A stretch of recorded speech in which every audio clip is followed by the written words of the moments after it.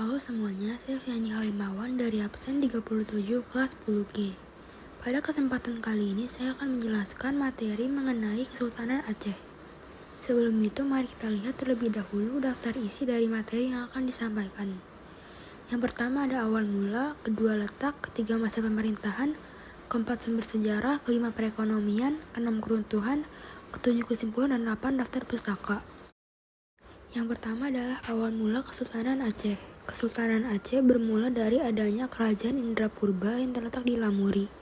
Pada tahun 1059 sampai 1069 Masehi, tentara Cina menyerang Kerajaan Indrapurba yang waktu itu dipimpin oleh Maharaja Indra Sakti.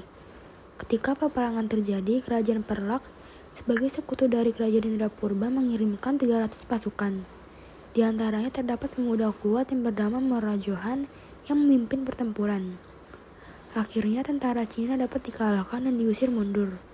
Untuk membalas jasa Murajohan, maka Maharaja Indra Sakti menikahkan anaknya dengan pemuda tersebut. Setelah itu, Murajohan yang bergelar Sultan Aladin Johan Shah menggantikan mertuanya yang telah wafat sebagai raja di Kerajaan Indrapurba. Kemudian, kerajaan tersebut berganti nama menjadi Kesultanan Darussalam yang terletak di Bandar Darussalam. Hingga akhirnya sampailah pada generasi ke-11 yaitu Sultan Ali Mughayat Shah. Dalam perkembangannya, Sultan Ali Mughayat Shah lah pendiri Kesultanan Aceh Darussalam, di mana awalnya bernama Kesultanan Darussalam. Bukan hanya itu saja, Sultan Ali Mughayat Shah juga menyatukan kerajaan-kerajaan kecil yang berhasil ditaklukkannya di bawah naungan Kesultanan Aceh. Yang kedua adalah letak Kesultanan Aceh. Kesultanan Aceh memiliki letak yang strategis, yaitu di Pulau Sumatera bagian utara dan dekat dengan jalur pelayaran perdagangan internasional pada masa itu.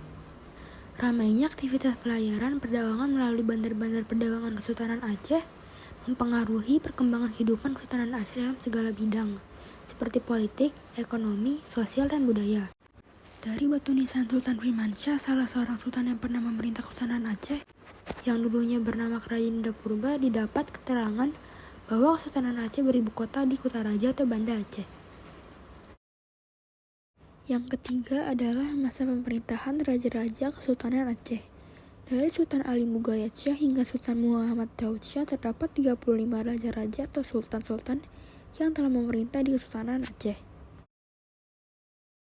Selanjutnya adalah masa pemerintahan Sultan Ali Mughayat Shah. Sultan Ali Mughayat Shah adalah panglima perang dan putra dari Syamsu Shah, keturunan dinasti Mahkota Alam yang berkuasa di Aceh kala itu. Sultan Ali Mughayat Shah merupakan raja pertama sekaligus pendiri dari Kerajaan Aceh. Ketika masa kekuasaannya, Sultan Ali Mughayat Shah dapat menaklukkan wilayah Banda Aceh, Aceh Besar, dan juga melakukan ekspansi ke beberapa daerah seperti Pasai, Daya, Lidik, Nakur, dan Pedir. Pada 1529, Kerajaan Aceh tengah mengadakan persiapan untuk menyerang Portugis di Malaka. Akan tetapi, niatan itu diurungkan karena Sultan Ali Mughayat Shah lebih dahulu wafat pada 1530. Dari batu nisan yang ditemukan di kandang 12 Banda Aceh, diketahui bahwa Sultan Ali Mughayat Shah wafat pada tanggal 7 Agustus di Banda Aceh. Setelah mendeklarasikan berdirinya Kerajaan Aceh Darussalam, Sultan Ali Mughayat Shah meletakkan dasar-dasar politik luar negeri yang isinya sebagai berikut. Yang pertama, mencukupi kebutuhan sendiri sehingga tidak bergantung pada pihak luar.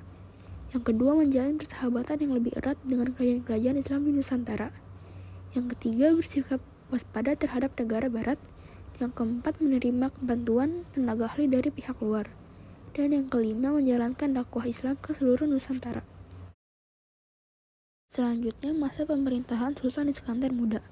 Sultan Iskandar Muda lahir di Banda Aceh pada tahun 1539. Ayahnya adalah keturunan dari Raja Mahkota Alam, sedangkan ibunya keturunan Raja Darul Kalam. Beliau memimpin Kesultanan Aceh pada tahun 1607 sampai 1636 Masehi. Saat masih berusia sangat muda, yaitu 18 sampai 19 tahun. Sultan Iskandar Muda adalah Raja Aceh yang dikenal gigih dalam menentang kehadiran Portugis di Malaka. Pada masa pemerintahan Sultan Iskandar Muda, Portugis melakukan penyerangan terhadap Aceh, namun mengalami kegagalan. Sultan Iskandar Muda juga dikenal pintar dalam menata wilayahnya dengan membagi kerajaan berdasarkan bidangnya masing-masing. Beliau meninggal dunia pada Desember tanggal 27 1636 di usia 43 tahun. Sultan Iskandar Muda dianugerahi gelar pahlawan nasional atas jasanya kepada negara dan rakyat Aceh. Berdasarkan surat keputusan Presiden Republik Indonesia nomor 77/TK/tahun 1993. Yang keempat adalah sumber sejarah. Pertama ada Masjid Baitur Rahman di Banda Aceh. Masjid ini dibangun pada masa jabatan Sultan Iskandar Muda, yakni pada 1607 sampai 1636 Masehi. Masjid ini dijadikan sebagai tempat beribadah dan pusat pendidikan ilmu agama Islam. Pada masa penjajahan, masjid ini juga digunakan sebagai markas pertahanan terhadap serangan musuh. Karena posisinya yang sangat strategis, Masjid Raya Baitur Rahman bahkan sempat 2 kali dibakar Belanda. Yang kedua, uang emas. Uang emas dapat dilihat di Museum Sejarah di Aceh. Uang emas dulunya bernama dirham. Kerajaan Aceh telah menggunakan uang emas ini sebagai alat pembayaran. Uang emas sejumlah 300 keping dari masa Kesultanan Aceh Darussalam pernah ditemukan di Kecamatan Kutaraja, Banda Aceh. Yang ketiga adalah Makam Sultan Iskandar Muda. Makam Sultan Iskandar Muda terletak di Kompleks Baperis Museum Aceh, di samping pendopo Gubernur Aceh. Sultan Iskandar Muda adalah raja besar yang berhasil membawa kerajaan Aceh menuju masa kejayaan. Ia dikenal sangat piawai dalam membangun Kesultanan Aceh menjadi kerajaan yang kuat, besar dan disegani oleh kerajaan-kerajaan lainnya. Sultan Iskandar Muda wafat di Aceh pada 27 Desember 1636 di usia 43 tahun. Yang keempat adalah Taman Sari Gunungan. Taman Sari Gunungan dibangun pada era Sultan Iskandar Muda. Taman Gunungan atau disebut Taman Gairah dahulunya dibuat sebagai tempat bersenang-senang untuk permasyurinya, Putropang yang berasal dari kerajaan Pahang. Yang kelima adalah Benteng Indrapatra. Benteng Indrapatra terletak di Kabupaten Aceh Besar, Aceh. Benteng ini pada awalnya digunakan sebagai bangunan pertahanan bagi penyerangan musuh ke dalam wilayah Aceh yang saat itu masih merupakan kerajaan Lamuri. Benteng ini tetap digunakan setelah kerajaan Lamuri berubah menjadi kerajaan Islam hingga lahirnya Kesultanan Aceh yang merupakan negeri monarki Islam terbesar di kawasan Asia Tenggara. Yang keenam, meriam Kesultanan Aceh. Terdapat 3 meriam yang ditemukan di Desa Arongan, Kabupaten Aceh Barat. Meriam-meriam tersebut diduga dibuat pada masa pemerintahan Sultan Iskandar Muda. Meriam buatan Aceh ini digunakan untuk mempertahankan wilayah mereka dari serangan para penjajah. Lanjut ke materi yang kelima, yaitu perekonomian Kesultanan Aceh. Dalam kejayaannya, perekonomian Kesultanan Aceh berkembang pesat. Daerahnya yang subur banyak menghasilkan lada. Kekuasaan Aceh atas daerah-daerah pantai timur dan barat Sumatera menambah jumlah ekspor ladanya. Penguasaan Aceh atas beberapa daerah di Semenanjung Malaka menyebabkan bertambahnya badan ekspor penting timah dan lada. Aceh dapat berkuasa atas Selat Malaka yang merupakan jalan dagang internasional. Selain bangsa Belanda dan Inggris, bangsa asing lainnya seperti Arab, Persia, Turki, India, Siam, Cina, dan Jepang juga berdagang dengan Aceh. Kapal-kapal Aceh aktif dalam perdagangan pelayaran sampai Laut Merah. Barang-barang yang diekspor Aceh seperti beras, lada dari Minangkabau dan rempah-rempah dari Maluku. Bahan impornya seperti kain dari Coromandel, India, porselin dan sutra dari Jepang dan Cina, dan minyak wangi dari Eropa dan Timur Tengah. Lalu materi yang keenam adalah keruntuhan Kesultanan Aceh. Yang pertama, akibat konflik internal. Salah satu faktor yang membuat Kesultanan Aceh mengalami keruntuhan adalah krisis kepemimpinan. Setelah meninggalnya Sultan Iskandar Muda pada 1636, Kesultanan Aceh mengalami konflik internal. Konflik tersebut terjadi hingga Sultan Mahmud Syah naik tahta pada 1870. Ia memerintah hanya sebentar, yakni hingga 1874. Pada saat itu, invasi Belanda ke wilayah Kesultanan Aceh memperparah permasalahan di dalamnya. Selain itu, permasalahan di Kesultanan Aceh diperparah dengan adanya perang saudara. Salah satunya terjadi pada era pimpinan Sultan Alauddin Jauhar Alamsyah pada 1795 sampai 1824.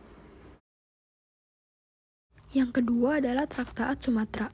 Permasalahan lain yang menyebabkan Kesultanan Aceh melemah adalah lahirnya Traktaat Sumatera pada 1871.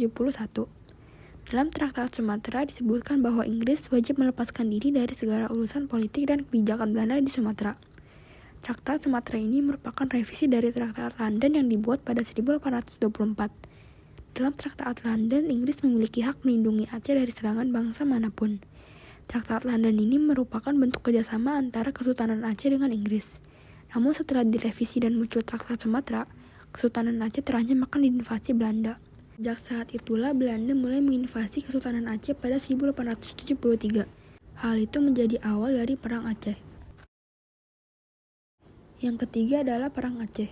Ketika pecah konflik Belanda Kesultanan Aceh, Sultan Muhammad Daud Shah II meminta Rusia untuk memberikan status protektorat pada 1879 dan 1898. Namun permintaan dari Kesultanan Aceh tersebut ditolak oleh penguasa Rusia. Pada 1896, Belanda menyelundupkan Dr. Christian Snoeck-Hoortje, seorang ahli Islam dari Universitas Leiden untuk membantu menaklukkan Aceh. Snoeck-Hoortje yang saat itu mendapat kepercayaan dari banyak tokoh pejuang Aceh, memberikan saran kepada Belanda. Ia menyarankan Belanda untuk merangkul para ule balang atau kepala pemerintah di dalam Kesultanan Aceh. Setelah berhasil merangkul golongan ule balang, Snoeck-Hoortje menyarankan Belanda untuk segera menghabisinya. Strategi tersebut berhasil hingga membuat Sultan Muhammad Daud Shah II menyerahkan diri kepada Belanda pada 1903. Sultan Muhammad Daud Shah II menyerahkan diri karena sebelumnya Belanda berhasil menculik keluarganya. Setelah itu, beberapa pejuang Aceh seperti Panglima Polen Muhammad Daud, Tuanku Raja Kumala, dan Tuanku Mahmud juga menyerahkan diri kepada Belanda. Hal itulah membuat Kesultanan Aceh runtuh dan menjadikan Belanda menguasai Aceh. Kesimpulan, Kesultanan Aceh adalah kesultanan Islam yang didirikan oleh Sultan Ali Mughayat Shah pada 1496 Masehi. Sebelum akhirnya runtuh di awal abad ke-20, Kesultanan Aceh baru menjadi penguasa di tahun 1524 Masehi usai mengambil alih Samudra Pasai. Kesultanan yang terletak di Kutaraja atau yang lebih dikenal dengan Banda Aceh ini mencapai puncak kejayaannya pada era Sultan Iskandar Muda 1607 sampai 1636 Masehi. Berikut merupakan daftar pustaka atau sumber-sumber yang digunakan untuk membuat presentasi ini. Sekian, terima kasih.